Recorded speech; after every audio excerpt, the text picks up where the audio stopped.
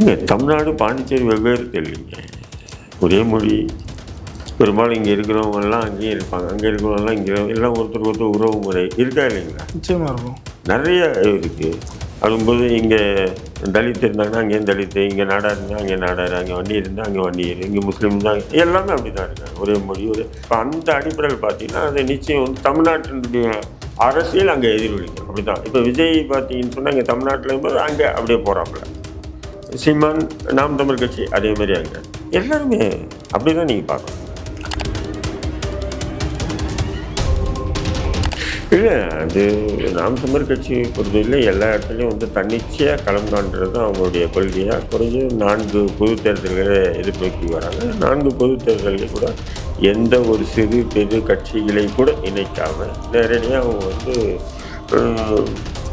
களத்தில் வந்து தேர்தலை வந்து பங்கெடுத்துட்டு வராங்க. இப்போ மற்ற கட்சிகளை தனித்து நின்றுங்கன்னா இதை பற்றி நம்ம ஒரு பெரிய விவாதம் பண்ணலாம். நாம் தமிழ் கட்சி அவங்க கொள்கையே தான், வேறு யாரையும் சேர்க்கவும் மாட்டேன், நான் யாரு கூட சேரவும் மாட்டேன். ஏன் கடந்த முறை கூட பாண்டிச்சேரியில் தனியாக தானே நம்ம கட்சி இருந்தாங்க. அதை தான் நீங்கள் பார்க்கணும்.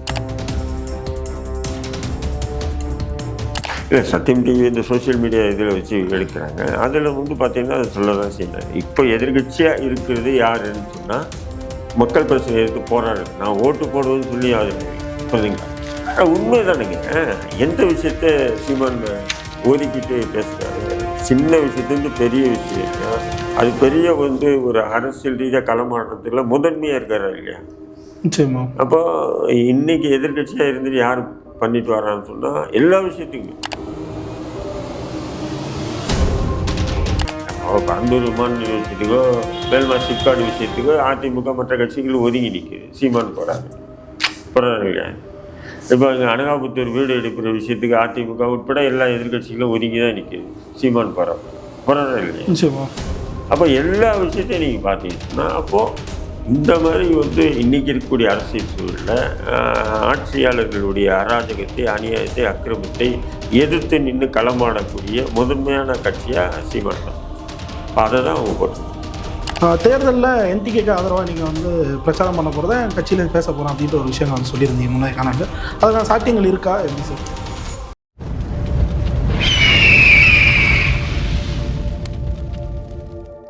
அரசியல் நேயர்களுக்கு வணக்கம். இன்று நம்மோதையின் சிறப்பு விருந்தினர் இந்திய தேசிய லீக் கட்சி நிறுவன தலைவர் திரு ததா ரஹீம் அவர்கள். வணக்கம் சார். வாங்க சார். கடந்த பிப்ரவரி 21 வந்து தமிழகம் முழுக்க 234 தொகுதிக்கான நாம் தமிழ் வேட்பாளர் வந்து சீமான் அவர்கள் அறிவிச்சிருந்தார்.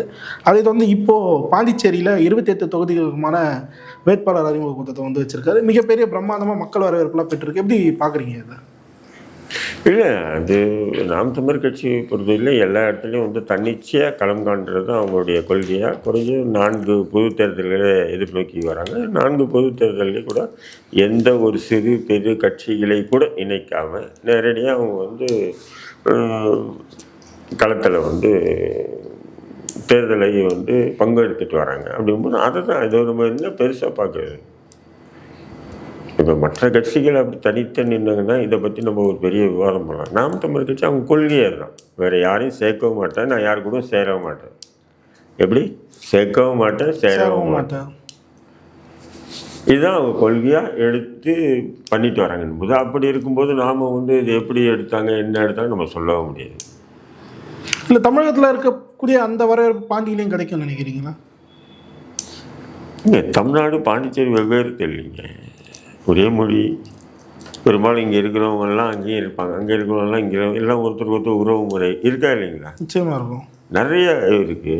அப்படிங்கும்போது இங்கே தலித் இருந்தாங்கன்னா அங்கேயும் தலித்து, இங்கே நாடார் இருந்தால் அங்கே நாடார், அங்கே வன்னியர் இருந்தால் அங்கே வன்னியர், இங்கே முஸ்லீம் தான், எல்லாமே அப்படி தான் இருக்காங்க. ஒரே மொழி ஆனால் அந்த நேரத்தில் வந்து ஃப்ரான்ஸ் ஆண்டதுனால வந்து அது ஒரு தனி ஒரு யூனியன் பிரதேசமாக அங்கீகரிச்சுட்டாங்க. மற்றபடி அதை வந்து ஒரு தனி மாநிலமாக நீங்கள் பார்க்க முடியாது.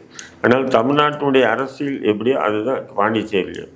ஆனால் கொஞ்சம் மாறுபடும். இங்கே வந்து பார்த்திங்கன்னா ஒரு சட்டமன்ற உறுப்பினர் குறைஞ்ச 1 லட்சம் வாக்குகள் வாங்கணும். அங்கே ஒட்டுமொத்தமாக வந்து ஒரு 5000 வாக்கு வாங்கினாவே ஒரு எம்எல்ஏ ஆகிடும். 1000 வாக்குல எம்எல்ஏ ஆகியிருக்காங்க. புஷி ஆனந்த் இருக்காரு, அவர் கூட அப்படி எம்எல்ஏ சட்டமன்ற உறுப்பினரானவர். ஏதோ அவர் ஏற்கனவே பாண்டிச்சேரியில் சட்டமன்ற உறுப்பினராக இருந்தவர் அப்படின்னா ஏதோ பெரிய மக்கள் செல்வாக்கு அப்படியெல்லாம் இல்லை. அங்கே 1000, 1500, 2000 ஓட்டு. இங்கே எப்படி ஒரு கவுன்சிலர் கூட பார்த்தீங்கன்னா 8000, 10,000 ஓட்டு வாங்கணும். இங்கே அதோட கம்மியான ஒரு நிலப்பரப்பு கொண்ட ஒரு யூனியன் பிரதேசம் தானே. அதனால் இங்கே தமிழ்நாட்டில் இருக்கிறது அது அப்படியே அங்கே எதிரொலிக்கும். இப்போ எத்தனால வந்து பார்த்திங்கன்னா காங்கிரஸ் திமுக, அங்கே காங்கிரஸ் ஆண்டுட்டு, இங்கே திமுக தலைமை தாங்க, அங்கே காங்கிரஸ் தலைமை தாங்க இருக்கா இல்லைங்களா. நாராயணசாமி அல்லது வேறு வைத்தியலிங்கம் பல பேர், என்ஆர் காங்கிரஸ் தலைவர் இவர் கூட அங்கே இருந்தவர் தானே, காங்கிரஸ் இருந்தவர். அப்புறம் காங்கிரஸு அதேமாதிரி அதிமுக இப்படி வந்து அங்கே வந்து இருக்கும். இப்போ அந்த அடிப்படையில் பார்த்தீங்கன்னா அது நிச்சயம் வந்து தமிழ்நாட்டினுடைய அரசியல் அங்கே எதிரொலிக்கும். அப்படி தான் இப்போ விஜய் பார்த்தீங்கன்னு சொன்னால் இங்கே தமிழ்நாட்டில் இருக்கும்போது அங்கே அப்படியே போகிறாப்புல. சீமான் நாம் தமிழ் கட்சி அதேமாதிரி அங்கே எல்லாருமே அப்படி தான் நீங்கள் பார்க்கணும். ஆனால் இங்கே இருக்கக்கூடிய அந்த திமுக அந்த ரேஸை விட அங்கே கம்மியாக தானே இருக்கும் உங்களுக்கு எதிர்கட்சின்ற. எப்படி இங்கே திமுக இரு பெரு துருவங்கள் இருக்குது தமிழகத்தில். ஆனால் காங்கிரஸில் அந்த தாக்கம் அதிகமாக இருக்குன்றீங்களா கம்மியாக இருக்குன்றீங்க? இல்லை, ஏற்கனவே வந்து காங்கிரஸ் அதிமுக அந்த மாதிரி ஒரு தாக்கம் இருந்தது. இப்போ காங்கிரஸ் பாஜக அங்கே கொஞ்சம் வலுவாக இருக்காங்க. காங்கிரஸுக்கும் பாஜக தான் அங்கே போட்டி சண்டையே நடக்குது, புரியுதுங்களா. அப்படி இருக்கும்போது இப்போ மூன்றாவதாக வந்து கடந்த முறை கூட பாண்டிச்சேரியில் தனியாக தானே நம்ம கட்சி இருந்தாங்க. அதை தான் நீங்கள் பார்க்கணும். இதை தொடர்ந்து இப்போது 4 முனை போட்டி இறுதியாக கூட்டணிகள் செட் ஆகிருக்கு. இன்னும் ராமதாஸ் அவர்கள் மட்டும் தான் எங்கன்னு அறிவிக்காமல் இருக்காரு. காங்கிரஸ் தாவேகா கூட போவாங்கன்னு எதிர்பார்த்துருந்த சூழலில் இப்போ காங்கிரஸை 28+1 அப்படின்ற கட்டமைப்பில் கூட வச்சுருக்காங்க திமுக. இப்போது சீமானவர்கள் முதல்ல இருந்தே நான் தனித்து தான் நிற்பேன் அப்படின்றாரு. விஜய் வந்து இப்போ தனித்து விடப்பட்டிருக்காரு அப்படின்னு சொல்லப்போது. ஆனால் அவங்க கிளைம் பண்ணும்போது நாங்களும் தனித்து தான் நிற்கிறோம் அப்படின்னு சொல்கிறாங்க. எப்படி பார்க்குறீங்க இந்த வித்தியாசத்தை? இல்லை, டாக்டர் ராமதாஸ் பொறுத்தவரையிலையும் வந்து அதை வந்து திட்டமிட்டு செஞ்ச சரியாக தான் பார்க்குறேன். பாஜக வந்து அவரை தனித்து விடுறதுன்றீங்க? இல்லை, பாஜகவை பொறுத்தவரையிலையும் எப்படின்னு சொன்னீங்கன்னா தங்களுக்கு சாதகமான அரசியலை தமிழ்நாட்டில் கொண்டு வரணும். அப்போ டாக்டர் ராமதாஸுடைய அரசியல் வந்து தங்களுக்கு சாதகமான அரசியலாக இருக்காது பாஜகவுக்கு. ஆமாம், அன்புமணி அரசியல் வந்து தங்களுடைய அந்த வலதுசாரி சித்தாந்த அரசியலுக்கு ஒத்து போவார்ன்றது தெரிஞ்சுக்கிட்டு தான் இப்போ அவங்க வந்து ஒரு குடும்பத்தில் அப்பம்புள்ளையே பிரிச்சுட்டாங்க. இப்போ இது கூட என்ன பண்ண மோடி உண்மையிலே உத்தம புத்தனம் தான். இங்கே வா, ஒழுங்கு மரியாதை கேஸ் எல்லாம் தூக்கி உள்ளே போட்டுருவேன், போ உங்கள் அப்பா கிட்ட மன்னிப்பு கேளு, புரியுதா, அப்பா கிட்ட மன்னிப்பு கேளு, மன்னிப்பிட்டு 2 பேரும் வாங்க, தேவையில்லாமல் வந்து அப்பாவை மன உளைச்சலாக்க, நீ எதுனா குழந்தைங்களை பற்றி இருந்தால் அந்த பாசம்லாம் இருக்கும் இல்லையே. அப்படி இருக்கும்போது உனக்கு வந்து எப்படி அதை வந்து நீ அன்புமணியை மிரட்டி நீ போய் மன்னிப்புகள். இப்போ என்டிஏல வந்து அன்புமணியை வந்து மோடியோ அமித்ஷாவோ கூப்பிட்டு மிரட்டா ஓடுவாரா இல்லையா? அவர் மட்டுமா சார் கட்சியோ? ஏன்னு சொன்னால் அவ்வளோ ஊழல் வழக்கு இருக்குது அன்புமணிக்கு. அதனால தான் நீ அங்கே அன்புமணி பேசிட்டு இருக்க. அதனால் பாடு தட்டி விட்டுன்னா ஓடி போய் மன்னிப்பு கேட்பார். அப்போது அதை கூட வந்து பாஜக செய்ய தயாரில்லை. ஏன்னு சொன்னால் இந்தமாரி இப்போ எப்படி வந்து மகாராஷ்டிராவில் வந்து சிவசேனாக்குள்ளவே வந்து சிவசேனா பால்தாக்கருடைய மகனையே ஒதுக்கி யாரையோ ஒருத்தர் ஷிண்டேன்ற ஒரு நபரை வந்து தலைமையாக்கி அவனை முதல்வர் ஆக்கி கொஞ்ச நேரம் அழகு பார்த்து அதுக்கப்புறம் அவனை தூக்கி போட்டாங்களா இல்லையா குப்பையில்? நிச்சயமா இதுதான் வந்து பாஜகவுடைய சூழ்ச்சி. இந்த சூழ்ச்சி அரசியல் தமிழ்நாட்டில் எடுப்படாது, புரியுதுங்களா. நான் இதுக்கு முன்னாடி பேசும்போது நான் ஒரு விஷயத்தை கருத்தை அழுத்தமாக சொன்னேன். தேர்தல் தேதி உண்மையிலே அறிவிக்கப்படுமா படாதான்றதை நான் சொன்னேன். ஏன் அறிவிக்கப்படுமா அறிவிக்கப்படாதான்னு சொல்லுன்னா, இந்த குளறுபடி இருக்குது பார்த்தீங்களா, டாக்டர் ராமதாஸ் பின்னாடி தான் மக்கள் இருக்காங்க. அதாவது அந்த வன்னிய மக்கள் இருக்காங்க, சமூகம் மக்கள் இருக்காங்க. நிர்வாகிகள் போனால், ஏன்னா இவர் இளைய தலைமுறை, இப்போது மாநில தலைவராக இருந்தார், இவர் நிர்வாகத்தில் போட்டனால இவர்கிட்ட நிர்வாகத்தில் இருக்கு, அடுத்த தலைமுறை இவர் இருப்பார், இன்னும் கொஞ்சம் வருஷம் வருவார் அப்படின்றதுக்காக இருக்கலாம். ஆனால் மக்கள் வந்து டாக்டர் பேச்சு தான் கேட்பாங்க. இது எல்லாருக்கும் அரசியல்வாதிக்கும் தெரிஞ்ச விஷயம் இது, புரியுதுங்களா இல்லையா. நீங்கள் இப்போ வன்னிய மக்கள்கிட்ட போய் டாக்டராக அன்புமணி அனுப்பும்போது என்னங்க நம்ம ஐயாவை பார்த்து தாங்க அரசியலில் கற்றுக்கிட்டோம், இது இருக்கா இல்லைங்களா? நிச்சயமா. குறிப்பாக நெய்வேலி அதை சுற்றி உள்ள எல்லாமே இருக்குது. அந்த வன்னிய மக்கள் மத்தியில் இன்னைக்கு கூட அது ஒரு மெயின் டாக்காக இருக்குது. பட் இப்போ பாஜக இவங்க கூட சேர்ந்துட்டு மாம்பழம் கொடுத்துருது, பாமகவுடைய அதிகாரப்பூர்வமாக இதெல்லாம் அட்ராசிட்டின்றது. இப்போ வந்து தேர்தல் ஆணையம் பாஜக கிட்டே இருக்குது. பாஜக யாரை சொல்லுது? அன்புமணி கிட்ட கொடுக்க சொன்னால் அன்புமணி கிட்டே சொல்லுவாங்க, ராமதாஸ் கிட்ட கொடுக்க சொன்னால் ராமதாஸ் கிட்ட கொடுக்க சொல்லுவாங்க. மற்றபடி இவங்க கோர்ட்டு கேஸு இதெல்லாம் ஒன்றுமே பண்ண முடியாது. இப்போ வந்து சிவசேனா கட்சியும் அந்த சிவசேனா சின்னத்தையும் யாரோ ஒரு ஷிண்டேன்ற ஒரு நபர்கிட்ட ஒப்படைச்சு இவங்க தான் சிவசேனா கட்சி, இதுதான் சிவசேனாவுடைய பண்ணங்களா இல்லையா? நிச்சயமா. இப்போ அதேமாரி தான் இங்கே தமிழ்நாட்டில் வந்து அன்புமணி விஷயத்தில் வந்து பண்ணுறாங்க. ஆனால் டாக்டரை பொறுத்தவரையிலும் என்ன சொன்னால் மக்கள் அந்த இவர் பின்னாடி இருக்காங்க. எனக்கு ரொம்ப வருத்தம் அன்புமணிகள். ஏன்னா இன்னும் கொஞ்ச நாளில் அவருடைய இது போக போகுது. இவர் என்னதான் வந்து அவர் கூட சில சூழ்ச்சியாளர்கள் கலந்துட்டு இருக்காங்க, அல்ல திமுக அதுக்கு உள்ளே புந்து வேலை செய்யுது அப்படின்னு அன்புமணி பேசினாலும், ஆனால் எல்லாத்துக்கும் தெரியும் பிரச்சனையே உங்களுக்கும் உங்கள் அப்பாவுக்கு தான். அந்த மன உளைச்சல் அவருக்கு ஏதாவது ஒன்று ஆனாலும் அது அன்புமணிக்கு மேலே தான் பழியாகுன்றாங்க. புரியுது. இப்போ இந்த நேரத்தில் விஜய் தனியாக நிற்கிறார். இப்போ மேபி விஜய் கூட வந்து டாக்டர் போகிறதுக்கு கூட வாய்ப்பு இருக்குது. 40 சீட்டு கொடுக்க தயாராக இருக்காங்க. இல்லை 40 சீட்டு இதெல்லாம் முக்கியம் இல்லை. போய் தேர்தலை எதிர்கொள்கிறது. ஏன்னா டாக்டர் வந்து வீம்பு பிடிச்ச மனுஷன், சாதாரணமான மனுஷன் இல்லை. புரிஞ்சுங்களா அவளுக்கு? எப்படியாப்பட்ட பிரச்சனையும் எதிர்கொள்ளக்கூடிய தைரியம் உள்ள நபர். அவர் வயசாகிடுச்சு உண்மையில் இல்லைன்னு சொல்லல. அதுக்குன்னு வயசானா அந்த வைராகியம் போகாது இல்லைங்களா? அப்போது அவர் போக வாய்ப்பு இருக்குது. இப்போ அதேமாரி வந்து இவங்க நம்ம சசிகலா அவங்க வந்து இது பண்ணியிருக்காங்க. இப்போ அவங்களுக்கு என்ன ஒரு வைராகியம்னு சொன்னீங்கன்னா, நான் வந்து என் கூட இருந்த டிடிவியை நீ வந்து பிஜேபி என்கரேஜ் பண்ண, என்னை வந்து கண்டுக்கவே இல்லையே அப்படின்ற மாதிரி. அப்போது கண்டுக்கலைன்னா அப்போ நான் அன்றைக்கே கட்சி ஆரம்பிச்சேன்னா, உண்மையிலே இந்த அம்மா ஜெயிலேருந்து வெளியே வந்தோடனே ஒரு மாற்று அரசியல் நோக்கி பண்ணியிருந்தாங்கன்னா இன்றைக்கி அவங்கள எப்படி அதிமுக அவங்ககிட்ட வந்துருக்கலாம், அவங்க ஏதோ ஒன்று நடந்திருக்குமா இல்லையா? பட் அவங்க எதுவுமே பண்ணல. ஏன்னா அவங்ககிட்ட காசு இருக்குது. குறைஞ்சி போச்சுன்னா கண்ணை மூடிட்டு ஒரு 10 லட்சம் கோடி கிட்டே இருக்கும். ஆமாங்க, 10 லட்சம் கோடி கிட்டே வந்து சசிகலா கிட்ட காசு இருக்குது. இப்போ என்ன பண்ணுவாங்கன்னு சொன்னால், முக்குளத்தூர் பெரும்பான்மையாக வசிக்கக்கூடிய பகுதியில் அவங்களுடைய ஆதரவாளர்களை வந்து வேட்பாளர் நிப்பாட்டினாங்கன்னா அங்கெல்லாம் வந்து அதிமுக பாஜக கூட்டணி தோத்தாங்கன்னு சொன்னால் அப்போது எனக்கும் ஒரு செல்வாக்கு இருக்குன்றது அடுத்த தேர்தலில் நம்ம உணர்த்தணும். இதுதான் சசிகலாவுடைய திட்டம், வேறு எதுவும் இல்லை. அதனால் வந்து அவங்களும் வந்து டிவிக்கு கூட போக வாய்ப்பு இருக்குது. தனித்து நிற்க மாட்டாருன்றீங்க? இல்லை, மேபி சொல்கிறேன், டிவிக்கே கூட போக வாய்ப்பு இருக்குது. அதனால் டிவிகேக்கு கூட வந்து பார்த்திங்கன்னா கட்சிகள் இல்லைன்னு சொல்கிறதில்ல. ஆனால் இது எல்லாமே ஒரு பேஸ்மெண்ட் உள்ள ஒரு கட்சிகள் தான். அதெல்லாம் கூட டிவிகே கூட போக வாய்ப்பு இருக்குது. பட் டிவிகே எப்படி எதிர்கொள்ளுன்றது நமக்கு தெரியாது. அதை வந்து இந்த கூட்டணி பற்றியோ மற்ற விஷயங்கள் பற்றி யார் பேசுகிறாங்கன்றது கூட நமக்கு தெரியல. இல்லை, நிச்சயமா சார். இது வந்து சத்தியம் டிவி மக்கள் கருத்து கேட்பில் ஒரு விஷயத்த சொல்லுங்கள். 21% வந்து நாம் தமிழர் கட்சி எதிர்கட்சியாக சிறப்பாக செயல்பட்டுருக்கு அப்படின்ற ஒரு விஷயத்த வந்து மென்ஷன் பண்ணுறாங்க. இதை எப்படி பார்க்குறீங்க? இல்லை, சத்தியம் டிவி இந்த சோஷியல் மீடியா இதில் வச்சு எடுக்கிறாங்க. அதில் வந்து பார்த்திங்கன்னா அதை சொல்ல தான் செய்கிறாங்க. இப்போ எதிர்கட்சியாக இருக்கிறது யாருன்னு சொன்னால் மக்கள் பிரச்சனை எடுத்து போராடுறது. நான் ஓட்டு போடுவேன்னு சொல்லி அதில் இல்லை. புரியுதுங்களா? உண்மை தானுங்க. எந்த விஷயத்த சீமான் ஒதுக்கிட்டு பேசுகிறாரு, சின்ன விஷயத்துலேருந்து பெரிய விஷயம் இல்லையா? அது பெரிய வந்து ஒரு அரசியல் ரீதியாக களமாடுறதுக்குள்ள முதன்மையாக இருக்காரா இல்லையா? நிச்சயமா. அப்போ இன்றைக்கி எதிர்கட்சியாக இருந்துட்டு யார் பண்ணிட்டு வரான்னு சொன்னால் எல்லா விஷயத்துக்குமே, அப்போ பரந்தூர் விமான விஷயத்துக்கோ வேல்மா சிப்கார்டு விஷயத்துக்கோ அதிமுக மற்ற கட்சிகள் ஒதுங்கி நிற்குது. சீமான் போகிறாரு இல்லையா? இப்போ இங்கே அனகாபுத்தூர் வீடு எடுக்கிற விஷயத்துக்கு அதிமுக உட்பட எல்லா எதிர்கட்சிகளும் ஒதுங்கி தான் நிற்குது. சீமான் போகிறாரு இல்லையா? அப்போ எல்லா விஷயத்தையும் நீங்கள் பார்த்தீங்கன்னு சொன்னால் அப்போது இந்த மாதிரி வந்து இன்றைக்கி இருக்கக்கூடிய அரசியல் சூழலில் ஆட்சியாளர்களுடைய அராஜகத்தை, அநியாயத்தை, அக்கிரமத்தை எதிர்த்து நின்று களமாடக்கூடிய முதன்மையான கட்சியாக சீமான் தான். அதை தான் அவங்க போட்டிருக்காங்க. இதை தொடர்ந்து பாஜகவை நாங்கள் தான் எதிர்க்கிறோம் அப்படின்னு சொல்லிட்டு, நாங்கள் தான் பாஜக எதிர்ப்பு குரலில் இருக்கக்கூடிய ஒரே கட்சின்னு சொல்லிட்டு திமுக கூட்டணி கிளைம் பண்ணாலும், இப்போ அந்த கேரளா ஸ்டோரி 2 இஷ்யூ வந்து பெரிய விஷயம். திமுக கூட்டணி வந்து கிளைம் பண்ணுவாங்க, ஆனால் எதிர்த்து இருக்காங்க. இங்கே எதிர்ப்பாங்க. நிதி ஆயோக் கூட்டத்துக்கு போயிட்டு வான அளவுக்கு பிரதமரை புகழ்ந்துட்டு அவங்க பெற வேண்டியது. லாஸ்ட் நிதி ஆயோக் மட்டும் தானே சார் போனார். அது 3 தவிர்த்தாரு. அப்போ அதுக்கு முன்னாடி ஏன் தவிர்த்தீங்க? பாஜக எதிர்ப்பு அதெல்லாம். இப்போ அதுக்கப்புறம் பாஜக கிட்ட சாஞ்சிட்டிங்களா? ஒன்றும் இல்லை. அவன்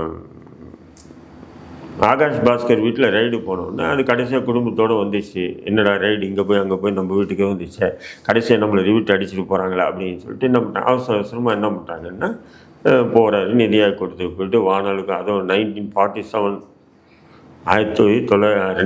2047 வந்து இந்தியா மிகப்பெரிய வல்லரசு ஆகிறதுக்கு நம்முடைய பிரதமர் மோடி வந்து மிகப்பெரிய அளவுக்கு வந்து அரசியல் முன்னேற்றி, அதாவது எதிர்காலத்தை நோக்கி அரசியல் பண்ணுறாரு. இப்படியெல்லாம் பேசிட்டு வந்தார்ல, வளர்ச்சி பாதை கொண்டு போகிறாரு.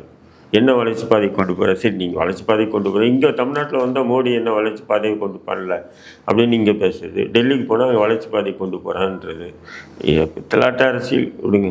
பாஜகவை எதிர்க்குது திமுக தான் அப்படின்னு சொல்கிறதுன்னா அது திமுக சொல்லக்கூடிய மிகப்பெரிய பொய்களில் முதன்மையான பொய்யாக நான் பார்க்குறேன். சரி, இந்த இஷ்யூக்கு வரும். அந்த கேரளா ஸ்டோரி இஷ்யூ, டூக்கான இஷ்யூ நாம் தமிழ் கட்சி மட்டும் தான் குரல் கொடுத்துருக்காங்க. தெரியலை பார்த்தாலும் எதிர்ப்போம் அப்படின்னு சொல்லிட்டு மற்ற கட்சிகள் வந்து குரல் கொடுக்காம இருக்காங்க. நீங்கள் ஒரு இஸ்லாமியரை அதை எப்படி பார்க்குறீங்க? இல்லை, அது நான் என்ன சொல்கிறேன், தொடர்ந்து இஸ்லாமியர்களை வந்து இழிவுபடுத்தி திரைப்படங்கள் எடுத்துகிட்டே வராங்க. ஏதோ அதாவது நடக்காததெல்லாம் நடந்ததாக எடுக்கிறாங்க. பட் அதெல்லாம் வந்து ஒரு கற்பனை தானே. இப்போ கேரளா ஸ்டோரி 1 வந்தது, அதில் 30,000 பெண்கள் வந்து அரபு நாடுகள் கடத்தி போய் ஐஎஸ்ஐஎஸ்ல சேர்க்குறாங்க. ஐஎஸ்ஐஎஸ் என்பதே பிரிட்டனும் அமெரிக்காவும் உருவாக்கின ஒரு அமைப்பு. அந்த ஐஎஸ்ஐஎஸ்ல சேர்க்கறது இங்கேருந்து கடத்திட்டு போகிறாங்களாம். அது 30,000 பேர். அப்போ வெளியுறவுத்துறை கொள்கை என்ன பிடிங்கிட்ட உட்காந்துருக்கு. குறைந்த 15 வருஷமாக பாஜக தான் ஆண்டுட்டு இருக்கு. இப்போ வெளியுறவுத்துறை என்ன பண்ணிட்டு இருக்கு, 30,000 பேர் ஒரு நாட்டிலேருந்து இப்போ கடத்திட்டு போகிறாங்கன்னு சொன்னால் நீங்கள் என்ன பண்ணியிருப்பீங்க? இதெல்லாம் கேள்வி வருதா இல்லையா? நமக்கு 1000 கேள்வி வருது இல்லை. பட் அது கடைசியாக வந்து இப்படி நடந்திருக்கலாம், அப்படி நடந்திருக்கலாம். 1, 2 நடக்கிறத வச்சு தான் நாங்கள் கதையை எடுக்க முடியும். அப்போ 1, 2 நடக்கிறத வச்சு 1, 2 நடந்ததுன்னு சொல்லு. அதை நீ என்ன பண்ணுற, ப்ரோமோ எப்படி பண்ணுற? 30,000 பெண்கள் 30,000 பேர். இப்போ அதேமாரி வந்து கேரளா ஸ்டோரி 2 எடுத்திருக்கேன். அப்போ உங்களுடைய அரிப்பு, இஸ்லாமிய எதிர்ப்பு அரிப்பை தான் நான் பார்க்குறேன்னு தவிர இதில் வந்து கருத்தியெல்லாம் நான் எதுவுமே பார்க்குறேன். ஏற்கனவே நம்ம மோகன்ஜி எடுத்த திரௌபதி 2 படம் கூட பார்த்தீங்கன்னு சொன்னால் சரித்திர படம்னு சொல்லிட்டு அது உண்மை பார்த்தீங்கன்னா எந்த மண்ணாங்கட்டியும் இல்லை. முகலாய படம் எதிர்ப்பு தானே காமிச்சதா? அதையும் கூட எங்கே காட்டியிருக்க ஒழுங்கான்றேன். அதையும் சரியாக காட்டலையா? எதுவுமே காட்டல. உழைப்பி வச்சிருக்காப்புல. உழைப்பிட்டு ஏதாவது வலதுசாரிக்கு ஆதரவாக செயல்படணும், வலதுசாரிக்காரங்கள்லாம் இந்த படத்தை வந்து ப்ரொமோட் பண்ணணும், பிரதமர் ப்ரொமோட் பண்ணணும். எப்படி கேரளா ஸ்டோரி பண்ணாரோ, எப்படி காஷ்மீர் ஃபைல் பண்ணாரோ, அதேமாரி நம்ம படத்தையும் பண்ணுன்றதுக்காகவே வந்து யார் நம்ம மோகன்ஜி பண்ணியிருக்காப்புல. பட் அது மலை மேலே ஏற நினைச்சு பள்ளத்தில் விட்டார். ஒரு ஃபேக்ட் எனக்கு நல்ல தம்பி, நல்ல பழக்கமானது தான். இதெல்லாம் உண்மையை நம்ம சொல்லணுமா இல்லையா? இப்போ இது போன்ற வந்து பார்த்தீங்கன்னு சொன்னால் ஒரு சமூகத்தையே குறி வைத்து தொடர்ந்து இது பண்ணுற படங்களை எடுக்கிறதுக்கு வந்து சென்சார் போர்டுக்குன்னே ஒரு டீம் கொடுத்துருக்காங்க. அந்த சென்சார் போர்டில் இந்த மாதிரி படங்களுக்கு என்கரேஜ் பண்ணுறாங்க. இது மட்டும் இல்லை, கேரளா மட்டும் எத்தனையோ மொழி சீரியல்ஸு எல்லாமே வன்மத்தின் உச்சம். இஸ்லாமியர்களுக்கு எதிராக இஸ்லாமியர்கள் அப்படி இஸ்லாமியர் இவங்க தூங்கினாலும் சரி படுத்தாலும் சரி. முகலாயர்கள் செத்து 11 ஆண்டு ஆயிடுச்சு. அவங்களுடைய ஒரு எலும்பு துண்டு கூட மண்ணில் இருக்கா இல்லைங்களா? ஆனால் அவங்கள பற்றி இவனுங்க தான் உருட்டிகிட்டே இருக்கானுங்க தேவையில்லாமல். அவன் வந்தாங்க, ஆண்டாங்க, ஒரு குறிப்பிட்ட காலத்துக்கு செத்து போயிட்டாங்க. யாருமே இங்கேருந்து எதுவுமே அள்ளிக்கிட்டு போகல. எப்படி ஆங்கிலேயர்கள் இங்கேருந்து இந்த கனிம வளங்களை எல்லாம் அள்ளிக்கிட்டு போனாங்களே, அந்த மாதிரி முஸ்லீம் மன்னன் ஒருத்தன் அள்ளிட்டு போனான்னு சொல்லுங்க. வந்தாங்க, ஆண்டாங்க, அவன் ஆண்டான், அவன் புள்ள ஆண்டான், இப்படி ஆண்டுக்கிட்டே இருந்து கடைசியாக அவங்களுடைய வம்சமே இந்தியாவில் தான் செத்து போனாங்க. யாருமே வந்து இந்த நாட்டிலேருந்து எதுவுமே ஒரு பிடி மண்ணை கூட அள்ளிட்டு போகல. ஆனால் அதை பற்றியே இவனுக்கு பேசுவாங்க தொடர்ந்து, புரியுதுங்களா? அது என்னென்னா இங்கே அப்படி ஒரு வெறுப்பு அரசியலை வந்து வச்சு அதுக்குண்டான அரசியலை இவங்க வந்து ஆட்சி அதிகாரம் அவங்க வரதுக்கு காரணம் இது. அதனால் அது பண்ணுறாங்க. என்னை பொறுத்தவரையிலும் பார்த்தீங்கன்னா நீதிமன்றத்துக்கு போனால் தான் நீதிமன்றம் கூட இந்த விஷயத்தை வந்து முழுக்க அவங்களுக்கு சாதகமாக, வலதுசாரிக்கு சாதகமாக தான் இருக்கிறது. ஏன்னா இப்போது சமீபத்தில் திருப்பரங்குன்ற விஷயத்தில் கூட ஜி சுவாமிநாதன் வந்து முழுக்க தன்னை ஒரு பாஜக காரனாகவே பேசினார். தன்னை ஒரு பாஜக காரன், நான் ஒரு சனாதனவாதி, நான் ஒரு வலதுசாரி தான் அப்படின்னு. நீ ஒரு வலதுசாரி, நீ ஒரு சனாதனவாதி, அப்போ எந்த மாதிரி நீ நீதிபதியாக வந்து உட்காந்துருக்க? அப்போது சென்ட்ரலில் அவங்க கவர்மெண்ட் இருக்குன்ட்டு தான் நீ இவ்வளோ தைரியமாக பேசுகிற.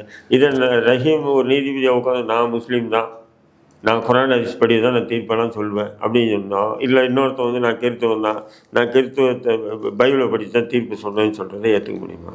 தீர்ப்பு யார் சொல்லி சொல்லணும்? சட்டம், அதாவது ஆதாரங்கள், சாட்சிகளை வச்சு தான் தீர்ப்பு சொல்லணும். ஏன்னா பாபர் மசூதி தீர்ப்பே வந்து என்ன சொன்னாங்க, நாங்கள் வந்து கண்ணு மூடி தூங்கிட்டு இருந்தேன், அப்போது எனக்கு கடவுளாக வந்து சொன்னார், அதனால் நான் தீர்ப்பு சொல்லிட்டேன் அப்படின்னு சொன்னாரா இல்லையா சந்திரசூட்டு? நிச்சயமா. அப்போது இது எல்லாமே பார்த்தீங்கன்னா வலதுசாரி சனாதனவாதி கூட்டங்களுடைய ஓப்பனாக சொன்னால் பிராமணருடைய சூழ்ச்சி தான் இது. இந்த அரசியல் அதை அந்த அந்த ஒட்டுமொத்த சிஸ்டத்தை அவங்களுடைய கட்டுப்பாட்டில் வச்சுக்கிட்டாங்க, வச்சுக்கிட்டு செயல்படுறாங்க. இந்த கட்டுப்பாட்டுக்கு அடங்கி செயல்படக்கூடியவர்களை செயல்பட விடுறாங்க. இந்த கட்டுப்பாட்டை வந்து முழுக்க எதிர்க்கணும்னு நினைக்கிறவங்கள அடிக்கணும்னு நினச்சி துடிக்கிறாங்க. அவ்வளோதான். இது வந்து தமிழகத்தில் 42 கட்சிகளுக்கான பதிவை வந்து தேர்தல் ஆணையம் வந்து ரத்து செஞ்சுருக்கு. அதில் திமுக கூட்டணி கட்சிகளும் இன்க்ளூட் ஆகியிருக்காங்க. எப்படி பார்க்குறீங்க? ஆமாங்க, பதிவு பண்ணியிருக்கீங்க. பதிவு பண்ணிவிட்டு அங்கீகரிக்கப்படாத கட்சி லிஸ்ட்டில் தான் வராங்க. இப்போ இவங்க வந்து இப்போ எல்லாருமே வந்து திமுக கூட்டணி திமுக சின்னத்தில் தான் நிற்கிறாங்க. இப்போ திமுக சின்னத்தில் நிற்கிறதுனால உங்களுக்கு வந்து எதுக்கு அங்கீகாரம்? அதுக்கு ஒரு வருஷம் அது மேனுவல் இது பண்ணோம் இல்லையா? அதுக்கான சில சோர்ஸும் இருக்குல்ல, அவங்க வந்து கலெக்ட் பண்ணலாம், நிதி கலெக்ட் பண்ண. பெரும்பாலான அரசியல் கட்சிகளில் பார்த்தீங்கன்னா சிறுபான்மை பிரிவு இருக்கும். ஆனால் தேர்தல் அனைத்து சிறுபான்மை மைனாரிட்டி விங்கன்றதே இல்லை. தொண்டர் அணி இருக்கும், இளைஞர் அணி இருக்கும், மாணவர் அணி இருக்கும், எல்லாமே இருக்கும். ஆனால் சிறுபான்மை அணின்றது இல்லை. ஆனால் எல்லா கட்சியிலும் பாருங்கள் சிறுபான்மை பிரிவு தலைவர்னு போடுவாங்க. அது பாஜக உட்பட சொல்கிறாங்க இருக்காங்க. இது முஸ்லீம்களை அல்லது கிறிஸ்தவர்களை ஏமாற்றும் ஒரு அரசியல்வாதிகள் ஏமாற்றுறதுக்காக செய்யக்கூடிய ஒரு செயலாக தான் நான் பார்க்குறேன். இப்போது நம்ம திருமாவளவன் பார்த்தீங்கன்னா அவர் இஸ்லாமிய ஜனநாயக பேரவைன்னு வச்சுருப்பார் ஒரு கட்சி. அவர் விடுதலை சிறுத்தையில் நீ உன் கட்சியில் ஒரு முஸ்லீம் வரான்னா உன்னுடைய கட்சியில் அவனை சேர்த்துக்கோ. எது விடுதலை சிறுத்தை கட்சியில் சேர்த்துக்கோ. விடுதலை கட்சியில் வந்து மாவட்ட இல்லை மாநில பொறுப்பை கொடு. புரியுதா என்ன சொல்கிறது? அதை விட்டுட்டு நீ இஸ்லாமிய ஜனநாயக பேரவைன்னு நீ ஒரு ஆரம்பித்து வரக்கூடிய முஸ்லீமெல்லாம் நீ அதில் சேர்ப்பேன். ஏண்டா உன்னையே மற்றவன் சேர்க்கல தூரமாக வச்சுருக்கான்ட்டு தான் நீ வந்து ஒப்பாரி வச்சுட்டு தெருத்துருவா சுற்றிட்டு இருக்க. யார் திருமாவளவன் இருக்கா இல்லையா? நிச்சயமா. அப்போது உன்னை நாடி வரக்கூடிய முஸ்லீம்களை கூட நீ தனிமையை வச்சு பார்க்குற. நீ இஸ்லாமிய ஜனநாயக பேரவையா என்ன பேரவை நீ வச்சுருக்க? முஸ்லீம்கள் உன்னை நாடி வரான் இல்லையா? உன்னை நேசிக்கிறானா இல்லையா? உன் கட்சியில் சரியா? நீ ஏதோ ஒரு முஸ்லீம் கட்சி ஆரம்பிச்சு முஸ்லீம் கட்சி ஆரம்பிக்கிறதுக்கு முஸ்லீம்கள் இருக்காங்க, முஸ்லீம்களுக்கு தலைமை தாங்கிறதுக்கு முஸ்லீம்கள் இருக்காங்க. புரிதுங்களா நான் சொல்கிறது? இல்லைம்மா, இதெல்லாம் பித்தலாட்ட வேலைன்றான். அதாவது திருமாவளவன் வந்து உத்தம பத்திரம், அவர் நேர்மையானவர் அப்படி இப்படின்றாங்களே, இது பித்தலாட்டன்ற. நீ உங்ககிட்ட வரக்கூடிய முஸ்லீம் இப்போ ரஹீம் வரான், நீ சேர்க்கணும்னு நினைக்கிற சேர்த்துக்கோ. விடுதலை சிறுத்தை கட்சியில் பொறுப்பு கொடு. புரியுது. இவர் என்ன பண்ணுவாராம், இஸ்லாமிய ஜனநாயக பேரவைன்னு இவர் தலைமையில் நடக்குமா. அதில் மாநில மாவட்ட நிர்வாகிகளாக இவங்க வரக்கூடிய முஸ்லீம்களை நியமிப்பீங்களா? அப்போது நான் எனக்கு கோபம் வருதா இல்லையா? உன்னையே எல்லாம் ஒதுக்குறான், நீ என்ன ஒதுக்குறியா? வயிறு அவங்க பண்ணுறதே நீயும் பண்ணுற. அப்போ இதே வேலையை நான் செஞ்சா இந்திய தேசிய லீக் கட்சின்னு வச்சுக்கிட்டு நான் இன்னொன்று வந்து ஏதோ ஒரு ஒடுக்கப்பட்ட மக்கள் பேரை வச்சுக்கிட்டு அதை வரக்கூடியவங்களெல்லாம் நான் அதில் சேர்த்தா எவ்வளோ நீ என்னன்னு சொல்லுவீங்க? நம்ம பார்த்தியா முஸ்லீமாக இருந்துட்டு நம்மளை வந்து மெயின் கட்சியில் மெயின் பாடியில் சேர்க்காம பாருங்கள் எங்கே சேர்க்குறேன்னு சொல்லுவே இல்லையா? ஏன்ற நான் உன் கட்சியில் சேரு, இல்லை இடம் சேர்க்க மாட்டேன்னு சொல்லிட்டு போ. பிஜேபி மாரி ஆர்எஸ்எஸ் மாரி இவர் வந்து விடுதலை சிறுத்தை கட்சின்னு ஒன்று வச்சுக்குவாராம். பக்கத்தில் இஸ்லாமிய ஜனநாயக பேரவைன்னு வச்சுக்கிட்டு முஸ்லீம்களெல்லாம் அதுவும் பணக்கார முஸ்லீம்களும் தூக்கி அந்த இஸ்லாமிய ஜனநாயக பேரவையில் போட்டு அரசியல் பண்ணுவாங்க. இது வந்து நேர்மையான அரசியல்? பித்தலாட்ட பொறுக்கித்தனமான அரசியல். டென்ஷன் ஆகுது. செய்தியாக ஒரே ஒரு கேள்வி தான் சார். தேர்தலில் என்டிகேக்கு ஆதரவாக நீங்கள் வந்து பிரச்சாரம் பண்ண போகிறத கட்சியில் பேச போகிறோம் அப்படின்ற ஒரு விஷயங்கள் வந்து சொல்லியிருந்தீங்க முன்னாடி காணொலியில். அதெல்லாம் சாத்தியங்கள் இருக்கா எப்படி சார்? இல்லை, அதுக்குண்டான இது தான் நடந்துகிட்டு இருக்குது. எங்களுக்கு பொதுக்குழு செயற்குழு இருக்குது. இப்போ அண்ணனை பொறுத்தவரையில் என்னென்னா அழைப்பு கூட கொடுக்க மாட்டேன்றாரு. உங்களுக்கு தெரியும், நாம் தமிழர் கட்சியை பொறுத்தவரையிலே வந்து எனக்கு ஆதரவுங்க அப்படின்னு சொன்னாலும் பண்ணலாம். பட் நம்ம கட்சியில் என்ன சொல்கிறாங்கன்னா, அடியாக இருந்தாலே நம்ம ஏன் போகணும், அதோட சைலண்டாக இருக்கிறோம் அப்படின்ற மாதிரி சில பேர் சில கருத்துக்கள் வைக்கிறாங்க. பேசிகிட்டு இருக்கேன். சில தேர்தல் தேதி அறிவிக்கிட்டேன். தேர்தல் நடக்கிற மாதிரியே தெரியல. சரி சார், பல்லர் கேள்வி தெளிவாக இருந்துச்சு நேரத்துக்கு.